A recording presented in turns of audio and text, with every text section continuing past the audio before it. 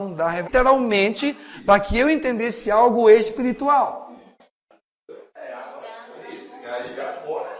Qual é o problema disso? É que a literalidade, ela esbarra naquilo que a gente contrapõe com a Trindade. Eu vou dizer de novo, eu não posso construir o meu argumento em função da Trindade.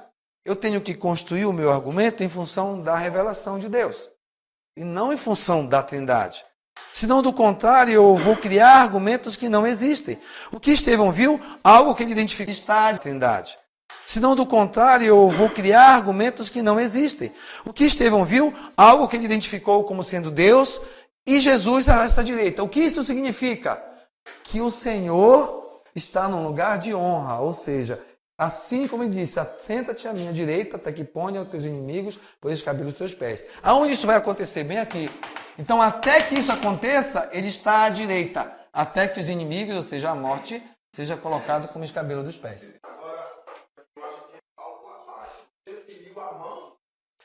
A mão quer dizer, a mão define o lado. Não, a mão define o lado. Para que serve a mão nesse caso? A mão define o lado. Não, a mão define o lado. Para que serve a mão nesse caso? Para definir que não era deste lado e sim deste lado. Ou seja, não era na mão esquerda, ele viu na mão direita. Ou seja, ele viu do lado direito. Exato. A direita, a mão direita, ou seja, ao lado. Não. O que eu quero te dizer é que quando ele não viu uma mão. Ele não viu uma mão. Ele viu a mão direita, ou seja, ao lado. É posicionamento. Ele não poderia ver uma mão. Teologicamente, ele não poderia ver uma mão. Por que ele não poderia ver uma mão? Porque ninguém jamais viu a Deus. Entende? Quando aquela mão foi vista lá no templo, escrevendo na parede, por que aquela mão foi vista? Foi uma visão para quem? Foi para todo mundo? Não foi para o profeta. Quando João viu a pomba, quem foi que viu? Foi só ele. Ele viu uma pomba, porque a pomba era um sinal. Entende? O que Estevão viu? Jesus, a mão direita. Não tinha uma mão e a direita. Ele está identificando que ele estava na posição direita, que significa uma posição de honra. Sim, ele viu. Ele viu. Pastor Davi, então não tem problema nenhum eu imaginar que viu duas coisas separadas.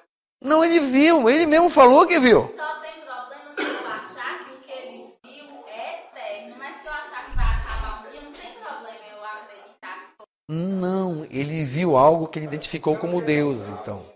O que você precisa entender, irmão, é que eu não tenho como identificar Deus, a não ser por uma coisa que nós conhecemos em hermenêutica como antropomorfismo.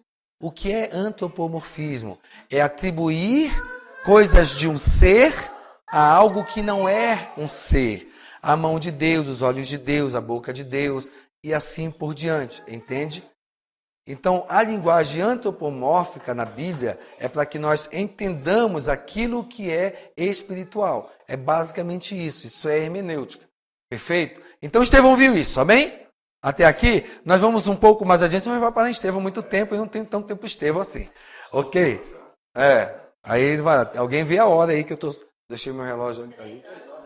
Ainda tem uma horinha. Ainda 3 horas ali.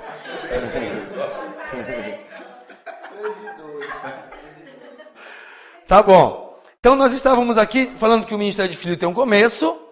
E 1 Coríntios 5, 15, a partir do verso 20, mostra como ele vai ter um fim. Correto? Ele vai colocar tudo debaixo dos seus pés, até que a morte seja vencida. Quando a morte for vencida, ele vai, então, se sujeitar, o mesmo filho se sujeitará àquele que lhe sujeitou todas as coisas, para quê?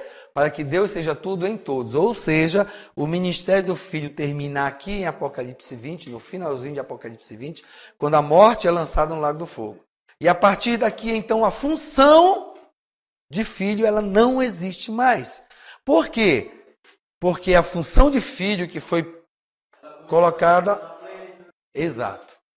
Ela foi anunciada em Gênesis 3,15 e veio a existir na plenitude dos tempos, quando Jesus nasceu. Onde foi esse anúncio?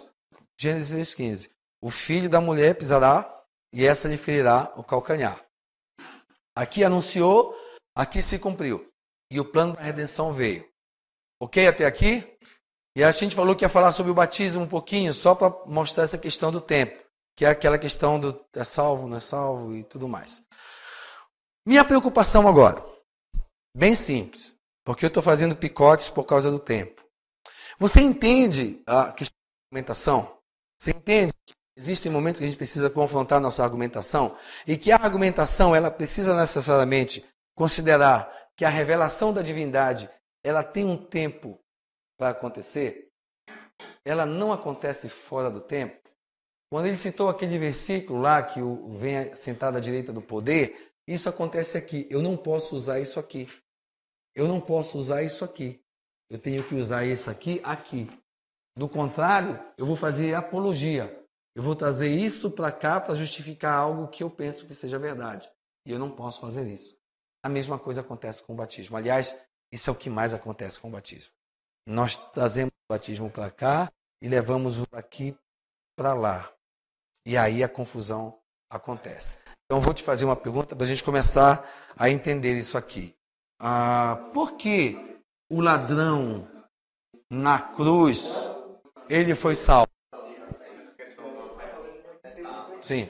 Jesus fala que dos céus que desceu. E por que ele fala que com ladrões eles vão para o paraíso?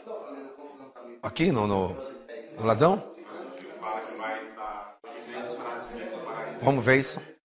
Tá bom. Então vamos lá. A questão do batismo.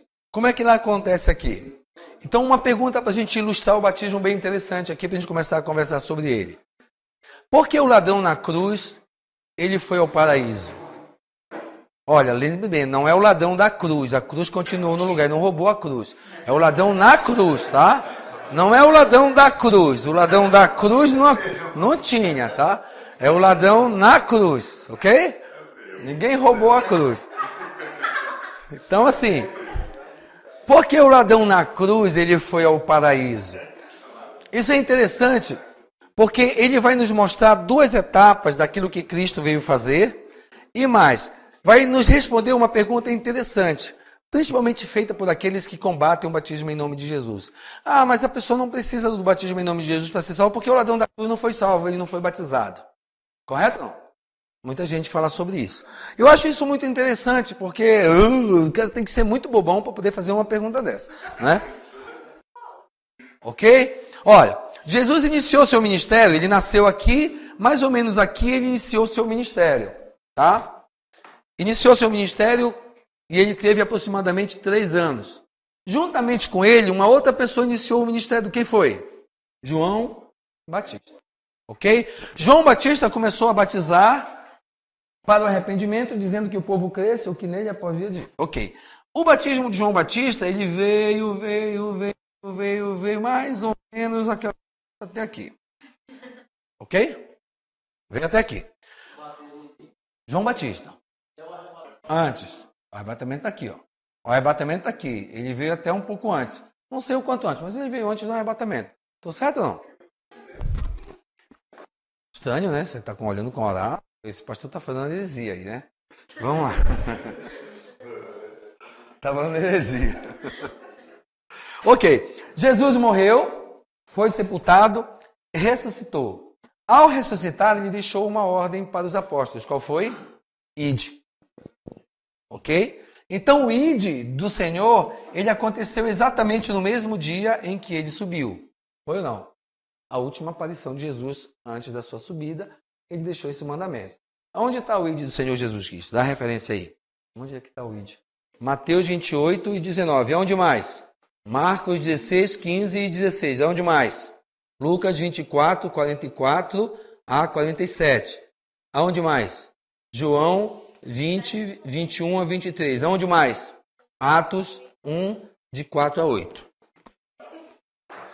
O id não é só Mateus 28 e 19. O id é Mateus 28, 19 Marcos 16, 15 a 16, Lucas 24, 44 a 47, João 20, 21 a 23 e Atos 1, de 4 a 8. Portanto, eu não posso considerar o ide do Senhor apenas com o que está escrito em Mateus 28, 19. Eu preciso considerar o quê? Quem crê e for batizado será salvo.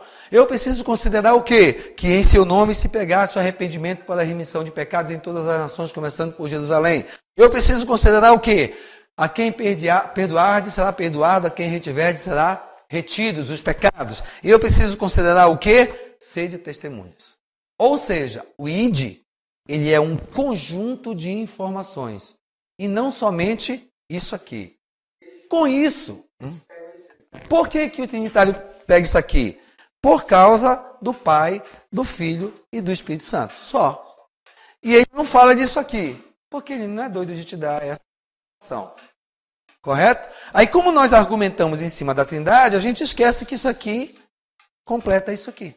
Nós só olhamos para isso aqui. A gente fica debatendo. Pai não é nome, Filho não é nome, Espírito Santo não é nome. É pronome. Correto ou não? Aí você esquece o quê? Que Jesus, ele não vai se contradizer, porque a Bíblia não se contradiz. O que ele diz aqui? Que em seu nome se pregasse o arrependimento para a remissão dos pecados. Então, por que aqui? Que nome é esse aqui? É esse aqui. Pronto. É simples. O unicista vê tudo simples, né? Mas o conjunto da obra me mostra as informações que eu preciso para poder fazer aquilo que tem que ser feito. Ok? Então, eu não posso considerar só Mateus 28, 19. Eu preciso entender as 5 referências que falam sobre o ide, para poder entender realmente essa questão do batismo. Ok? Então, vamos adiante. Aí nós temos, ele veio aqui, ele deixou o ide bem aqui, que nós já sabemos que são 5 referências, não é apenas uma. Depois que ele deixou o ide, ele disse o quê? Vocês vão para Jerusalém, do alto vocês vão ser revestidos de poder, vocês vão ser minhas testemunhas, e ali vocês vão começar a fazer a minha obra. O que aconteceu no dia de Pentecostes? O batismo com o Espírito Santo e o batismo no nome de Jesus. O batismo em nome de Jesus acontece a partir de quando? A partir do dia de Pentecostes. Perfeito ou não? O batismo em nome de Jesus acontece a partir do dia de Pentecostes. Antes do dia de Pentecostes, tem batismo em nome de Jesus? Não, porque Jesus deu a ordem no último dia antes dele subir. Ok. Nós tínhamos só vigorando, ou seja, em voga, o batismo de João. Mas quem não conhecia o batismo de Jesus, continuou batizando no batismo de João. A exemplo dos discípulos de Apolo. Quando Paulo encontrou esse povo lá na frente, disse, não, é em nome de Jesus. Então, o batismo de João, ele veio até aqui. Ele prosseguiu porque ainda não tinha se espalhado por todo mundo. Mas a partir do dia de Pentecostes é que o batismo em nome de Jesus começou. Como então o ladrão da cruz poderia ser batizado em nome de Jesus? É óbvio que ele não seria batizado em nome de Jesus. Então ele não me serve como referência para dizer que eu não preciso ser batizado em nome de Jesus. Porque ele morreu antes do batismo em nome de Jesus. Logo, quando alguém diz, mas o ladrão da cruz não batizou em nome de Jesus. Não dava. Não tinha o batismo em nome de Jesus. E é óbvio que ele não precisava. Então como é que ele foi para o paraíso? Bom, aí a gente precisa entender o que Jesus veio fazer. Então Jesus ele veio cumprir aquilo que foi profetizado. Por quem? Pelo Senhor. Que o filho da mulher pisaria na cabeça da serpente e que ela feriria o calcanhar. Como ele pisou na cabeça da serpente? Quando ele venceu a morte e pagou o preço pelos nossos pecados. Ou seja, ele venceu o pecado, nos deu a possibilidade de perdão de pecados. Porque o que dá força ao pecado, a morte é o pecado. O salário do pecado é a morte. O que dá autoridade à serpente, ou seja, ao inimigo, sobre nós é o pecado. Quando Jesus morreu na cruz e nos deu a possibilidade de perdão de pecados, então ele tirou a força da morte, de Satanás, personificando aquilo que foi falado aqui, ou seja, a cabeça da serpente, aquilo que dá autoridade à serpente, o pecado. Perfeito? Então ele cumpriu uma coisa. Jesus veio cumprir a lei. E a lei tinha que ter morte e sangue. Então, alguém no Antigo Testamento pecava, o cidadão levava um animal, matava, morria, derramava o sangue, a expiação estava pronta. Então Jesus veio, fez isso aqui, então agora ele cumpriu a lei, pisou na cabeça da serpente. Cumpriu a lei. A lei perdeu a força. Ele é o cumprimento da lei. Mas além de cumprir a lei, ele deixou uma coisa diferente para nós. Que fala muito bem lá em Efésios 2, né? E diz o quê? Pela graça sois, isso não vem de vós. Correto? Não. Pela graça sois salvos por meio da fé. Isso não vem de vós, é dom de Deus. Não vem de obras para que ninguém se glorie. Então nós somos salvos pela graça. Jesus, ele morreu e foi sepultado. Isso nos daria a graça? Não. Por quê? Se Jesus não ressuscitasse, nós também não ressuscitaríamos. Mas como Jesus ressuscitou, ele nos deu a possibilidade de ressurreição. Logo, com a sua morte, sepultamento e ressurreição, que é o evangelho completo, morte, sepultamento e ressurreição, ele nos deu a graça. Se ele não tivesse sido ressuscitado, ele cumpriria somente a lei. Mas agora ele nos deu a graça. Perfeito? Então, Jesus nos deu a graça, todo mundo é perdoado dos pecados. Mas tudo bem. Bem aqui, eu tinha um e o outro ladrão na cruz. Por que o ladrão foi salvo? Não. A graça veio pela ressurreição, não pela morte. Porque ele foi justificado. Porque aqui é justificação, aqui é salvação. Perfeito? Creu. Por que ele creu? Ele reconheceu Jesus como aquele que poderia levá-lo ao paraíso, ou seja, aquele que poderia perdoar os seus pecados. O ladrão da cruz era judeu? A Bíblia não diz. Ele era gentil? A Bíblia não diz. Ele era prosélito? A Bíblia não diz. O ladrão da cruz foi batizado? A Bíblia não diz. Ele poderia ser batizado? Sim, quem sabe até ele passou pelo batismo de João. Quem sabe até ele era um prosélito e passou por um batismo ritualístico dos judeus? A Bíblia não fala. Isso não importa. O que importa? O que ele falou lá na cruz. Lembra-te de mim quando entrares no teu reino. Ele creu que Jesus era rei. E Jesus disse para ele, hoje mesmo estarás comigo no paraíso. Dizendo o quê? Quando ele o reconheceu, ele teve sobre ele aquilo que Jesus veio fazer para remissão de pecados no Antigo Testamento, no tempo da lei. Que todo aquele que trouxesse um cordeiro e entregasse o cordeiro, ele fosse morto e derramasse seu sangue, receberia a remissão dos pecados. E quando ele reconheceu Jesus, então agora Jesus foi o cordeiro de Deus para ele. Somente por isso que ele foi para o paraíso. Não existe outro motivo. Qualquer outro motivo que eu possa falar, eu vou estar falando de algo que não está respaldado nas Escrituras. Ele foi porque Jesus era Deus, podia fazer qualquer coisa. Claro, mas uma coisa ele não podia fazer, ir contra a sua palavra. Perfeito? É assim? Não? Perfeito. E depois a salvação. Aqui é justificação. Justificação pelo sangue. Aqui nós temos um conceito chamado salvação. Aqui nós temos um conceito chamado justificação. Ele fala que Abraão foi justificado pelas obras da fé. Hebreus capítulo 11. Paulo fala muito sobre, ele fala sobre a justificação para cá. E para cá ele fala sobre a questão da salvação. Pois bem, então nós temos isso aqui. Agora vamos pensar de batismo, correto? Porque isso para nós é meio conflitante, mas nós precisamos encarar de uma forma muito crítica.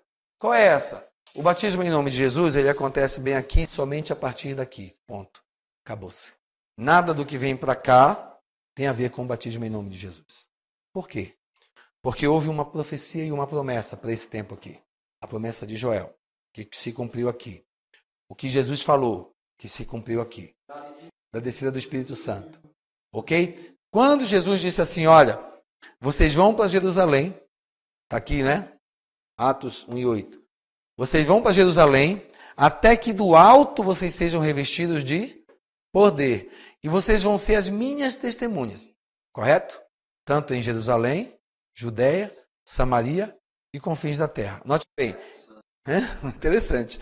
Isso aqui, amados, é a mesma coisa que isso aqui, não é a mesma coisa? Ele soma.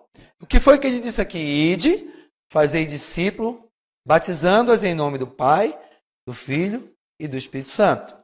O que foi que ele disse aqui? Bem aqui, em 15. Lá no 15. Lê o 15.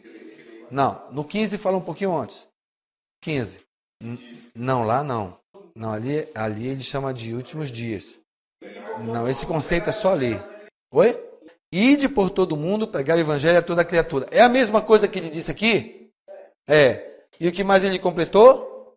Quem crer e for batizado será salvo. Eu quero que você entenda uma coisa. O ide, ele tem uma prerrogativa. Qual é essa? Que eu vá, que eu anuncie o evangelho, que eu faça discípulos, eles creiam e eu os batize. Mas eu tenho que fazer tudo isso em seu nome. Porque é em seu nome que eu tenho que pregar o arrependimento para perdão de pecados, remissão de pecados. Então, junto. Exato, é condicional. Condicional. Nós separamos aqui para mostrar as partes, mas é condicional.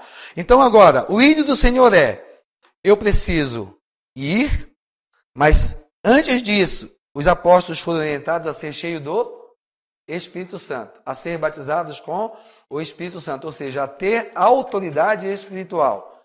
Ir, pregar o evangelho, fazer discípulos, ou seja, ensinar todas as nações. Eles precisam crer e eu preciso batizá-los. Tudo isso fazendo em nome de Jesus. Aonde isso aconteceu? Bem aqui, no dia de Pentecostes. No dia de Pentecostes, eles foram cheios do Espírito Santo. Aqui. Eles foram cheios, vocês estão ligados, né? Foram cheios do Espírito Santo, ok? E eles começaram a partir dali a anunciar. Primeiro onde eles estavam? Foi por isso que primeiro eles fizeram ali. Primeiro em Jerusalém. E depois que ele pregou, Pedro pregou, o que nós faremos então? Eles acreditaram. Eles creram. E ele deu a ordem. Portanto, agora vocês vão ser batizados em nome do Senhor Jesus Cristo para remissão dos e recebereis o dom do Espírito Santo. Agora, olha só, o que Jesus veio fazer na cruz do Calvário? Veio perdoar os pecados. Para o Antigo Testamento, como ele perdoou os pecados? Pela morte e pelo sangue. No Novo Testamento, essa morte e esse sangue agora é apropriado por nós. Eu me aproprio disso aqui através do batismo em nome de Jesus. Porque é no batismo em nome de Jesus que esse perdão que foi conquistado aqui, ele é entregue na minha mão. Porque do contrário, se como dizem os batistas, se a morte e ressurreição de Jesus Cristo fosse o suficiente, ou no caso fosse tudo na remissão de pecados, a prostituta estaria salva, não precisava sair do prostíbulo. Correto? O estuprador estaria salvo, não precisava se arrepender. O ladrão estaria salvo, não precisava se arrepender e assim por diante. Ou seja, se o sacrifício na cruz do Calvário já fosse a obra no meu coração, então ninguém precisava se arrepender. Mas, para eu me apropriar disso aqui, eu preciso cumprir o que Jesus falou. E o que ele falou começa a partir daqui. Ou seja, o nome a gente já vai ver por que no nome. Mas por que isso? A salvação, pastor, esse particular, a salvação, é só isso que me impede de avançar e ficar parado. Perfeito. Mas olha só. Nós estamos... Porque tu me disse que não me responderia isso. Tá. Deixa eu terminar a argumentação aqui. Deixa eu terminar a argumentação para vocês, aí vocês vão um pouco mais adiante sozinhos, tá? A gente tem que aproveitar o tempinho um pouco mais. Então, o que é que eu preciso que você entenda até aqui? Que houve, na realidade, da parte do Senhor, uma intenção. E essa intenção, ela não aconteceu de qualquer forma. Ela aconteceu no tempo exato em que Deus quis que acontecesse. Ou seja, em Gênesis, ele anunciou. Cumpriu bem aqui. Em Mateus 1 e 21. Passou-se o tempo, Jesus morreu, criou toda a condição para que isso acontecesse. Ou seja, o perdão, a remissão de pecados foi garantida para nós na cruz. Mas foi apropriada por nós pelo nome de Jesus no batismo.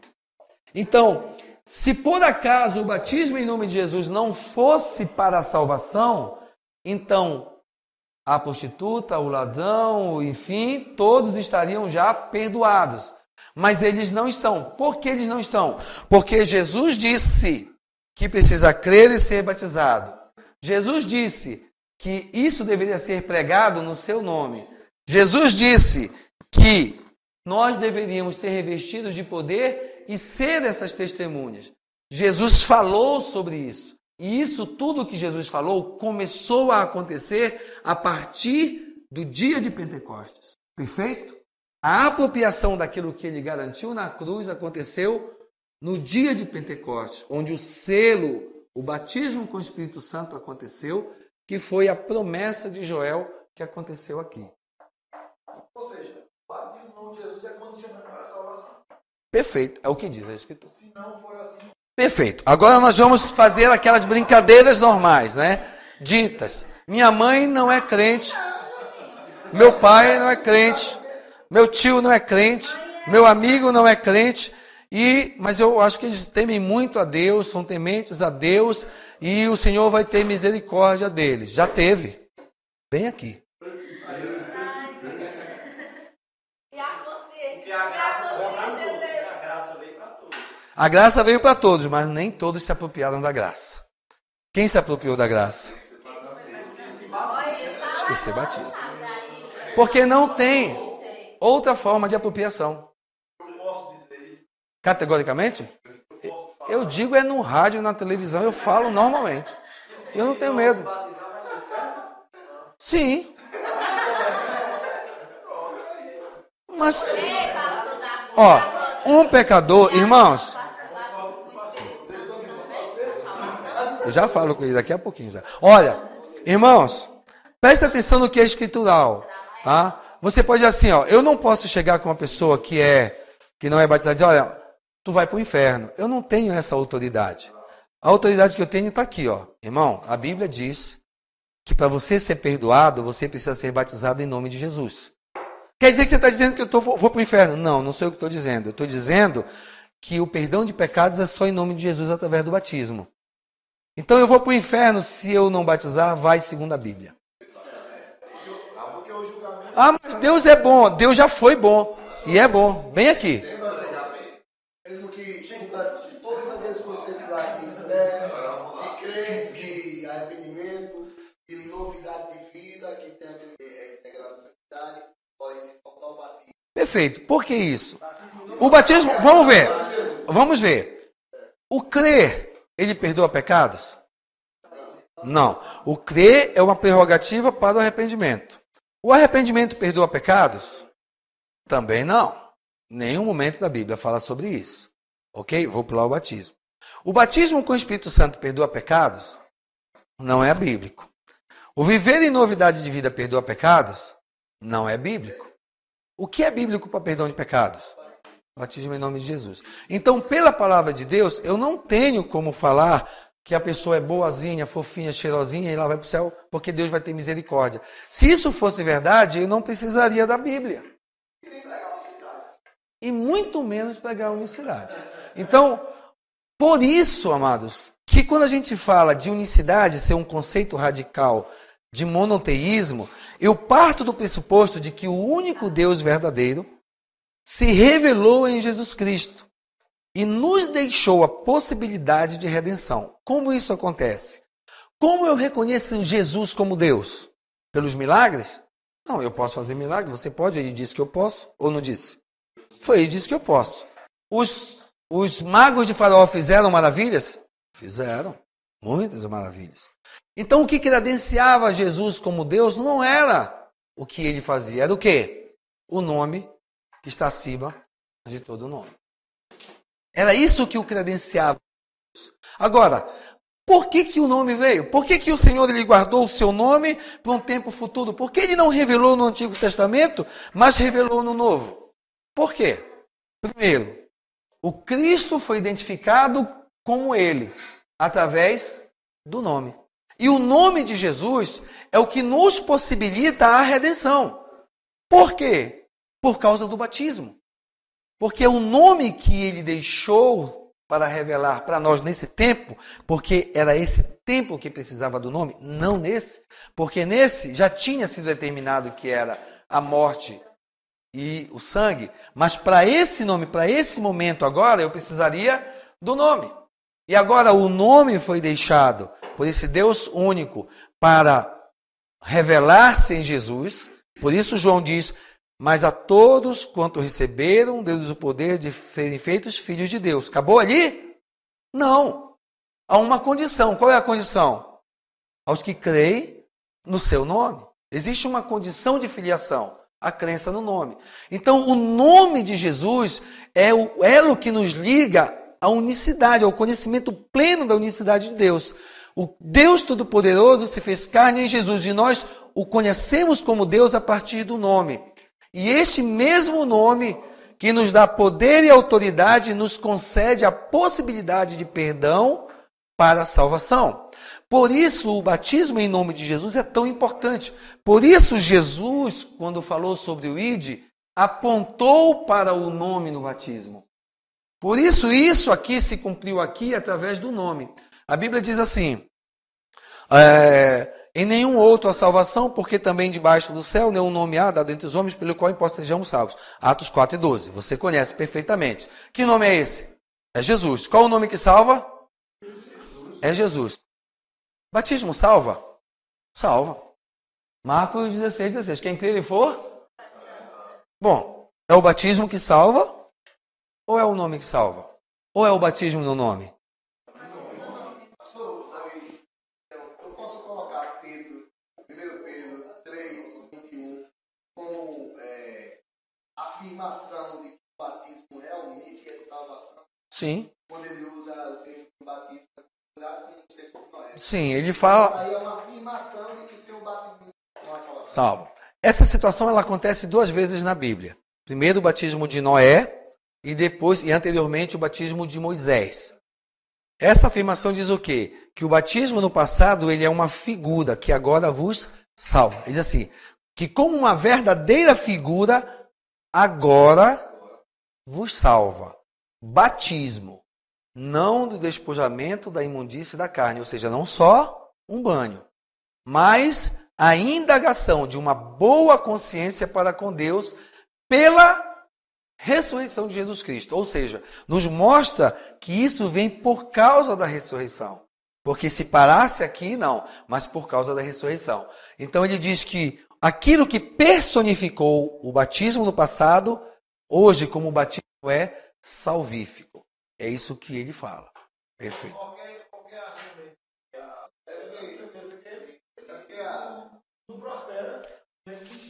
Não, escrituralmente não tem.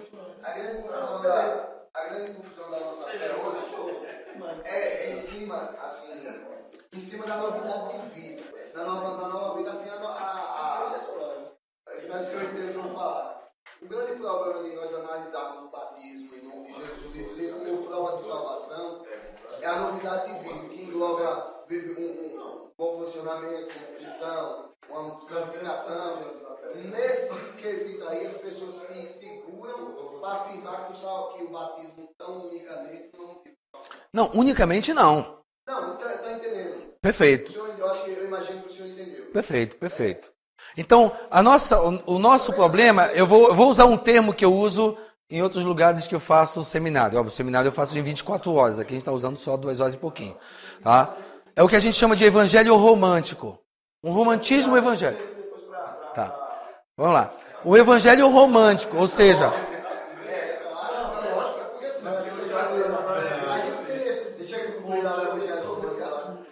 Aham. Porque eu estou aqui e acredito. Porque se eu não acreditar naquilo que prego, não vale a pena pregar. Não. Eu vou colocar em risco a vida das pessoas. Porque assim, ela é acreditariana, eu levo a universidade para ela e ela conhece e não aceita. Poxa, ela não aceitou, então ela vai ser sentenciada. Mas também assim, ela está condicionada ao batismo sobre qualquer coisa.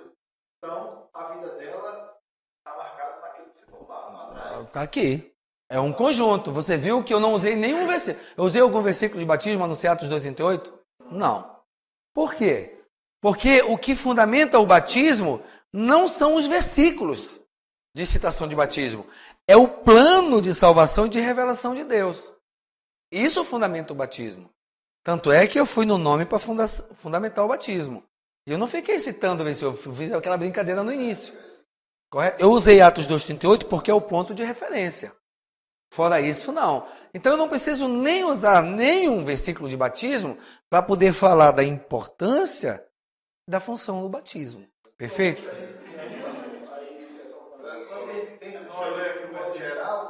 É saber fazer isso. E aí é onde está o problema, porque você pega versículo isolado, aí o culto traz um lá e contradiz o seu, mas ele contradiz em momentos diferentes, que não tem nada a ver com essa Com essa linha. Só cada tempo encaixado aí, você consegue decifrar cada. Destrinchar. É por isso que eu falei para vocês assim, ó. O que eu vou passar para vocês, em poucas linhas, muito rápido, é uma abordagem diferente, que vai somar naquilo que vocês já sabem. Primeiro aqui, né? Fala, meu querido. Deixa eu te perguntar. É possível alguém receber pecados perdoados? Que bacana isso, né? Que pergunta. E olha a pergunta. Aquele povo que recebeu o Espírito Santo lá de Cornélio, já estavam com o pecado perdoado? Não. Eles receberam o Espírito Santo antes do batismo em nome de Jesus. Então é possível. Então é possível se o entendimento seria que o batismo em nome de Jesus, tal. Não.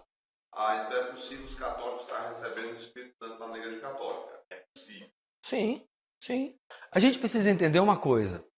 O selo da promessa, é aí que vai entrar o evangelho romântico. O selo da promessa é selo da promessa. Ele não disse assim, derramarei do meu espírito sobre algumas carnes. Ele diz sobre toda a carne. É toda a carne. Quais foram os homens que foram usados pelo Espírito Santo no passado? A maioria dos homens de Deus. Quando a gente chega aqui no presente, e é o que você vai me trazer uma carta. Se é que eu estou sabendo, você vai trazer uma carta. Para quem é a carta? É para o ímpio? Não. As cartas foram escritas para a igreja. Não adianta eu tentar jogar as cartas para o ímpio. As cartas foram escritas para a igreja. Todas as cartas paulinas, todas as cartas gerais foram escritas para crente. Não é para ímpio. Para o ímpio, evangelho. Para crente, a carta. Qual é o mal? Eu quero pegar aquilo que é para o crente e aplicar no ímpio.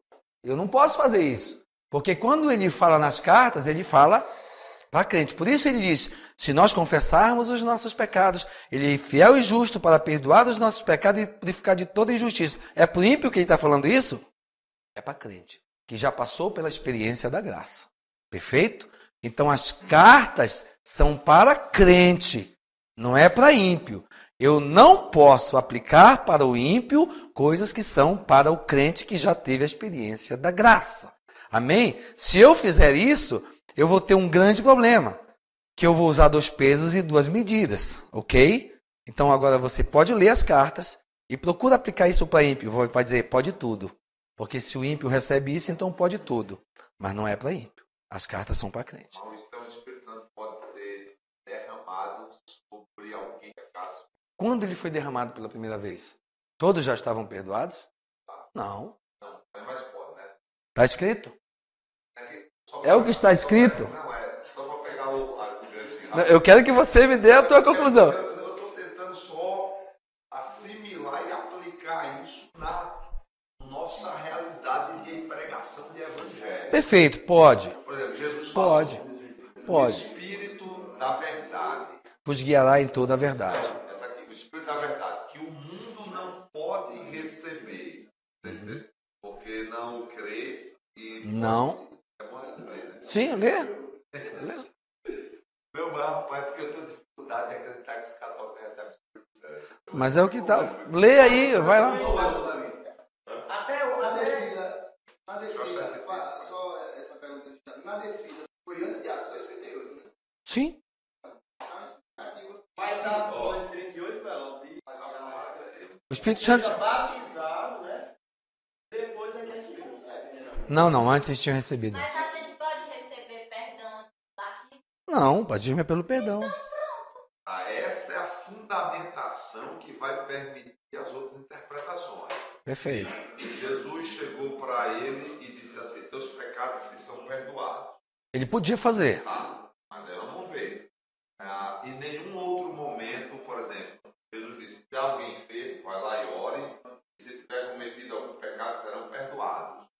Ok. Ele não está relacionando Não, aqui. não mistura, não mistura, não mistura. O que acontece daqui para cá é a partir do batismo em nome de Jesus. O que acontece daqui para cá, nós temos uma outra perspectiva. Jesus estava aqui. Jesus não está aqui. Jesus está aqui. Então, quem era o agente de perdão naquele momento aqui? Jesus. Correto? Quem é o agente de perdão aqui? O nome. Lembra? O agente de perdão aqui. Qual era o agente de perdão aqui? O sangue. Aqui a gente é o sangue. Aqui é o Senhor. Aqui é o nome. Perfeito? E ele está dizendo bem aqui que daqui para cá vai acontecer algo diferente. Aqui é sangue. É antes da crucificação. Antes da morte. Sangue. Até Jesus estar aqui, até a ressurreição, é o quê? É ele próprio. A partir de Atos, é o nome. Isso é escritural. Não tem como dizer assim, não é diferente. É escritural. Escrituralmente falando. Mas lê o versículo lá que você ia ler. Qual? Daquele que você falou, que o Espírito da Verdade. Da verdade. Está para terminar, né? Está para terminar. Amados, esse seminário é um seminário de 24 horas, tá? A gente vai bem devagarinho construindo, então eu peguei um monte de informação e fiz... Uf. O Espírito da verdade, que o mundo não pode receber, porque não o vê nem o conhece. Mas vós o conheceis, porque habita convosco e estará em vós. Volta no contexto. Qual é o texto que você está lendo? João Não, vamos lá. 14, 17. Lê para nós. Acompanha lá. Eu acho que esse vai ser um dos últimos, mas ainda tem mais uma coisa antes de terminar. João 14, 17. Quer ler a partir de 1? Olha que bacana, tem um negócio bem unicista ali, né? O 14. Se pedirdes alguma coisa em meu nome, eu o farei. Se me amardes, guardareis os meus mandamentos. E eu rogarei ao Pai. Me amardes, guardareis. E eu rogarei ao Pai. E ele vos dará outro consolador, para que fique convosco para sempre. Se me amardes, guardareis os meus mandamentos. O Espírito da verdade, que o mundo não pode receber, porque não vê e o conhece. Mas vocês o conheceis, porque habita convosco e estará em... Perfeito. Ele está falando sobre o quê? Ele está falando sobre o quê? Sobre aquele dia que é a descida do Espírito Santo. Eu estou perguntando se foi perdoado, se foi católico, qualquer um que não foi perdoado, recebe. Ok? Não, mas, e aí, pastor? Eu acho que... Não, o que eu estou entendendo é que só pode receber, pelo contexto aqui, só recebe o Espírito Santo se alguém guarda os seus mandamentos. E ele envia o Espírito Santo sobre quem guarda os seus mandamentos. Por que um católico não pode receber o Espírito Santo? Porque ele nem o vê, nem conhece quem é ele. Mas vocês, os apóstolos, conhecem. Por isso que ele vai habitar convosco. Tá. A gente vai ter que entrar numa questão teológica, tá ok? O Espírito Santo habita onde? Dentro de nós. Correto? Ele não habita no nosso coração nem na nossa mente, não é isso que a Bíblia diz.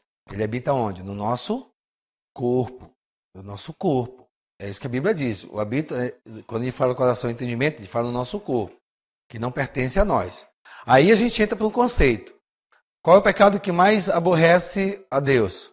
A idolatria. Não tem outro ali acima da idolatria do que o que aborrece a Deus. Aí você vem e, de repente, ele recebe o Espírito Santo. Opa, recebeu o Espírito Santo, mas ele era idólatra. Como ele recebeu o Espírito Santo? Ele continua idólatra. Como ele recebeu o Espírito Santo? A gente vai para outro conceito bíblico. O Espírito Santo convence o homem do quê?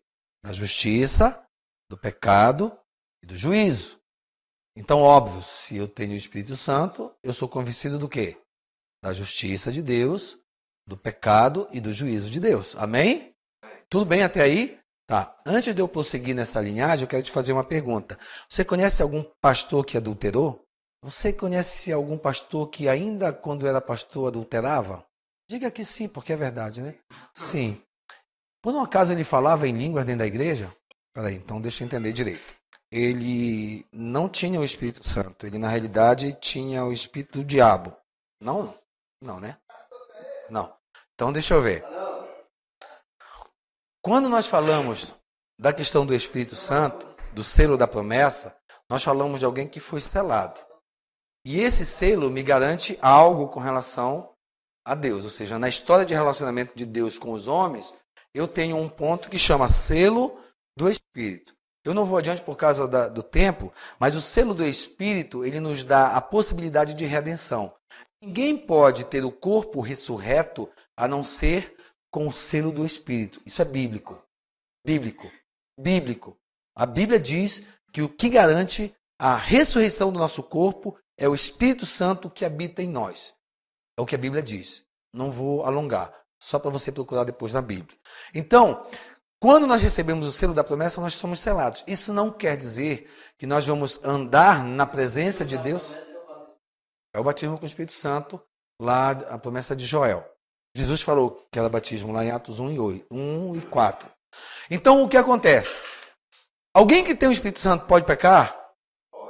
Pode. Oi? Exato. O Espírito Santo ele só nos mostra o caminho. Mas o que é que a gente precisa entender? Quando Jesus fala sobre isso, ele diz que o mundo não pode receber. Mas quem é que ele vai dar? A quem ele vai pedir para mandar o Espírito Santo que o mundo não pode receber? Perfeito. E quem vai mandar? O Pai que ele vai enviar. Ele diz, olha, eu vou pedir ao Pai, eu rogarei ao Pai, e ele enviará sobre vós o Espírito, o outro Consolador, que o mundo não pode receber, porque não vê, não conhece, mas ele habita com vocês, ou seja, era ele, e estará convosco. Quem o mundo não recebia? Jesus. O mundo não recebia Jesus e não o conhecia. Quando isso começou a acontecer? A partir do dia de Pentecostes. Só que a partir do dia de Pentecostes, o Espírito Santo foi enviado, primeiro para quê? Para convencer o homem da justiça, do pecado e do juízo. Quando o homem foi convencido da justiça e do pecado e do juízo, então veio sobre eles o Espírito Santo. No contexto bíblico, todas as vezes que acontece o batismo com o Espírito Santo ou a descida do Espírito Santo para alguém, isso no contexto bíblico, nós temos conversão. Pessoas convertidas. Pessoas que já têm o conhecimento do pecado e o arrependimento do pecado. Você não vai encontrar em nenhuma referência bíblica pessoas sendo batizadas escrituralmente nas referências sem que haja conversão. Não há isso na Bíblia. Por quê? O Espírito Santo convence da justiça, do pecado e do juízo. Então, o fato de alguém receber o batismo com o Espírito Santo pressupõe que ele recebeu o selo da promessa, mas não que ele vai andar em santidade, não que ele vai fazer a vontade de Deus. Agora, quem decide se vai seguir ou não aquilo que foi revelado é ele. Você entende? Então, eu posso ser cheio do Espírito Santo hoje aqui e me prostituir, você não vai saber. E eu busco a misericórdia de Deus, novamente, eu sou renovado com o Espírito Santo e continuo mentindo. E você não vai saber. Perfeito? Porque a prerrogativa de seguir ou não aquilo que me é revelado é minha. Então eu não posso dizer que um católico não recebe o Espírito Santo, porque o Espírito Santo é que vai convencer o católico da justiça e do pecado. Não sou eu. Não são os meus argumentos. Porque foi o Espírito Santo que me convenceu quando eu era católico. Perfeito? Aí quando eu entrei na Assembleia de Deus, eu entrei convertido. Mas antes de ser batizado com o Espírito Santo, de tudo isso, no pecado, o Espírito Santo me convenceu. Porque a função do Espírito Santo é essa. Então eu não posso dizer que um católico não recebe o Espírito Santo, ou não tem o Espírito Santo, pressupondo que ele continua lá na idolatria. Porque da mesma forma, existem crentes que recebem o Espírito Santo e continuam em pecado. Ou seja, eu tenho uma forma de pensar e agir aqui que não pode ser diferente dessa aqui. Entende? Mas aí não seria, vamos dizer, a influência do Espírito Santo no convencimento do pecado, da justiça e do juízo. Você fala, o entendimento que nós temos batismo santo É selo da promessa. que seria uma... Eu não consigo entender, por exemplo, eu estou sentindo a presença de Deus ou do Espírito Santo. Ele está aqui, por isso nós estamos sentindo. E essa presença tão gloriosa dentro de mim desencadeou o batismo com o Espírito Santo. Aqui eu estou distinguindo a efusão do Espírito derramar da influência que o Espírito Santo exerce na conversão de alguém. Perfeito. Eu não consigo entender que, e aí você vem dizer assim, uma imagem de escultura está ali, que eles acreditam em Maria e a presença do Espírito de Deus está naquela reunião. E você está falando de uma coisa diferenciada, correto? O que o batismo do Espírito Santo está me referindo, que é o que não é aquele momento, ok. Que não é aquele momento de convencimento. Você está lá e está... Seria a mesma coisa que dizer... Seria a mesma coisa que dizer que num centro de macumba o Espírito Santo está se manifestando. Tá. Isso seria antibíblico, né?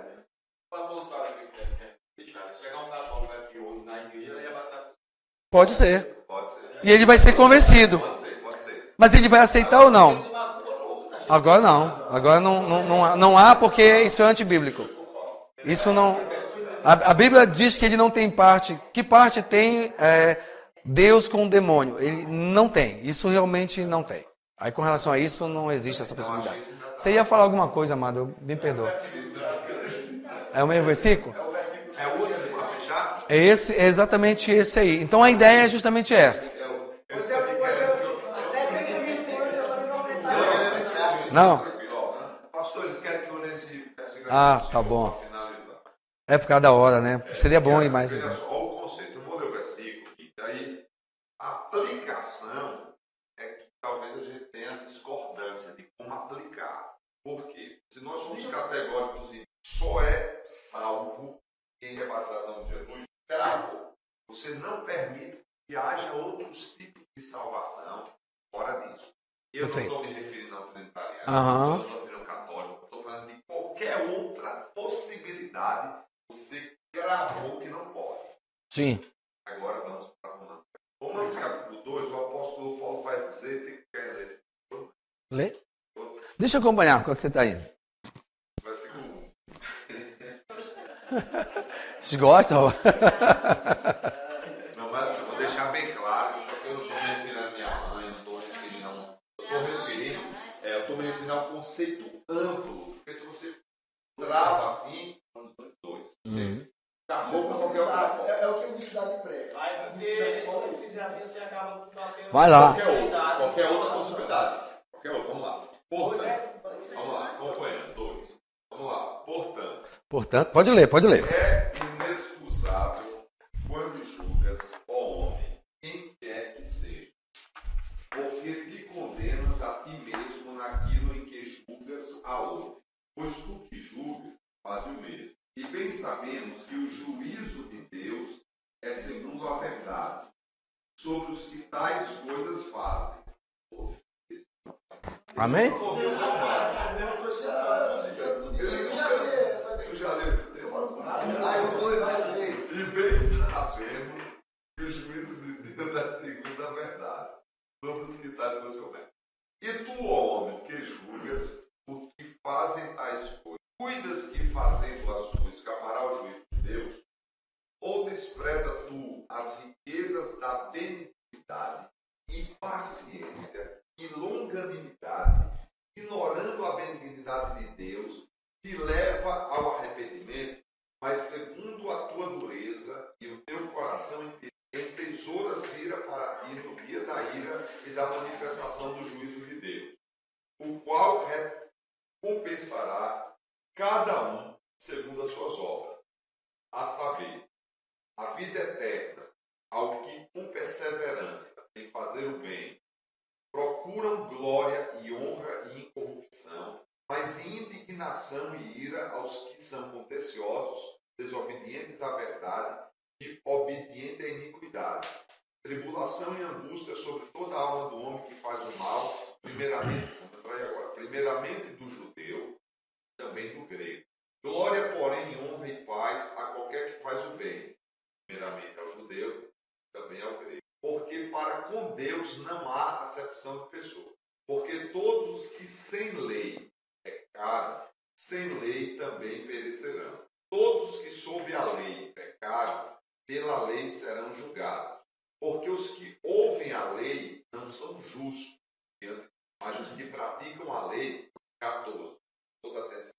Porque quando o judeu, o gentio, que não tem lei, fazem naturalmente as coisas que são da lei, não tendo eles lei, para si mesmos são lei, os quais mostram a obra da lei escrita no seu coração, testificando justamente a sua consciência e os seus pensamentos, quer acusando-os, quer defendendo, no dia em que Deus há de julgar os segredos dos homens por Jesus Cristo, segundo o meu evangelho.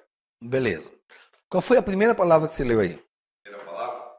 Portanto, essa inexcusável. Não, só a primeira palavra. Portanto. O que é essa palavra? Portanto. É. É uma preposição. Ó, portanto o quê? Portanto o quê? O que foi que provocou esse portanto? Ah, beleza. Provocou portanto. Tem que voltar antes, né? Perfeito. Então vamos começar assim. Você não pode entender o que vem depois do portanto sem entender o que provocou o portanto. Então, logo de cara.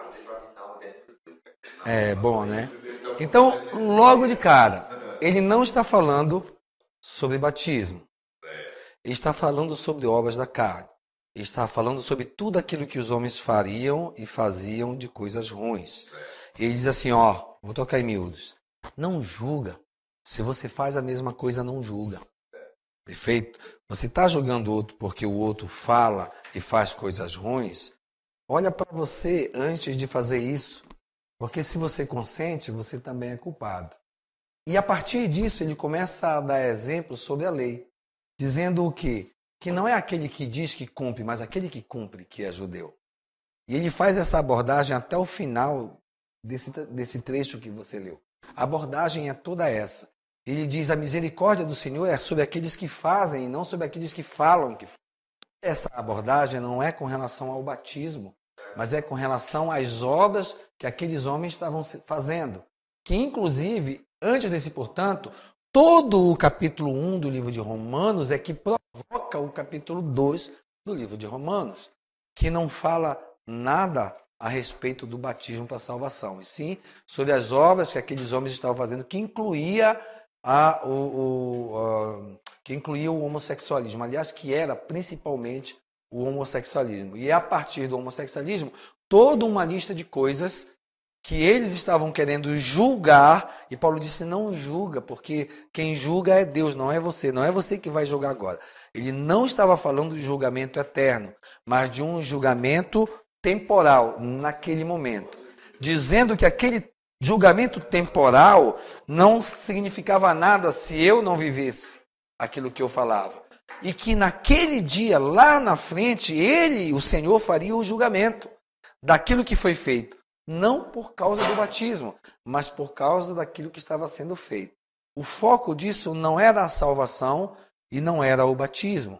O foco disso eram as obras que ele estava fazendo, que todas estão descritas no capítulo 1, que provoca o capítulo 2. A gente iria bastante longe para falar sobre isso. Mas você não vai entender o 2 sem ler todo o 1. Deu para entender tudo.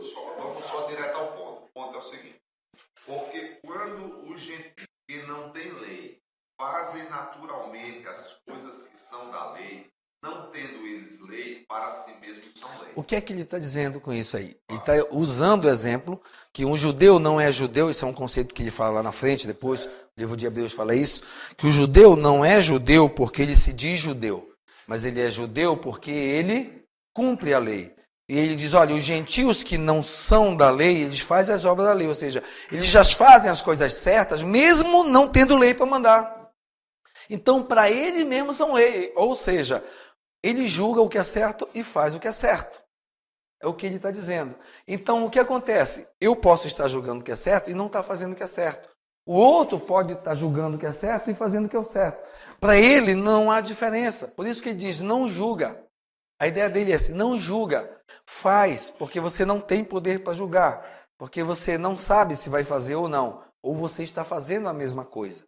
Essa comparação é com relação ao meu próprio julgamento do que é certo e do que é errado, com relação a obras, coisas de homem, coisas carnais, pecados, e não com relação à salvação, batismo e redenção. Ou seja, ele usa esse termo para falar uma outra coisa. O gentil pode fazer a obra do judeu mesmo não sendo judeu.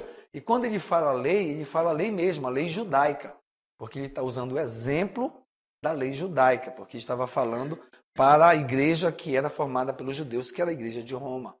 Entende? O contexto, ele, em momento algum, ele passa por perto do batismo.